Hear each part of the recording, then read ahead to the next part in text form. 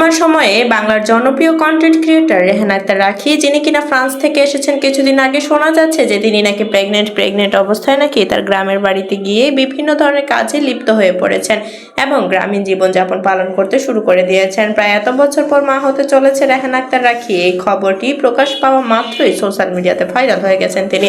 তবে ঘটনা কতটুকু সত্য, রেহান আক্তার রাখিকে নিয়ে বর্তমানে চারপাশে বিভিন্ন ধরনের মানুষেরা বিভিন্ন ধরনের কথা বললেও রেহান আক্তার রাখি কিন্তু কিছুই বলেনি দর্শকদের।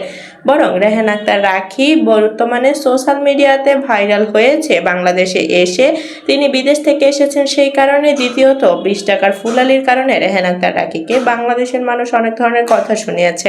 সোশ্যাল মিডিয়া ভাইরাল এই ফ্রান্সের নারী উদ্যোক্তা রেহান আক্তার রাখি বর্তমানে বাংলাদেশে এসে বিভিন্ন ধরনের প্রমোট কাজে ব্যস্ত হয়ে পড়েছেন, তার ব্যস্ত জীবন পার করছেন। বর্তমানে তিনি আবার গিয়েছেন তার গ্রামের বাড়িতে, সেখানে গিয়েও দর্শকদেরকে অনেক ধরনের ভিডিও উপহার দিয়েছেন এবং গ্রামীণ জীবনের সৌন্দর্য তুলে ধরেছেন সোশ্যাল মিডিয়ার মাধ্যমে। তবে তিনি প্রেগনেন্ট কিনা এখনো প্রকাশ করেননি তিনি সোশ্যাল মিডিয়ায়।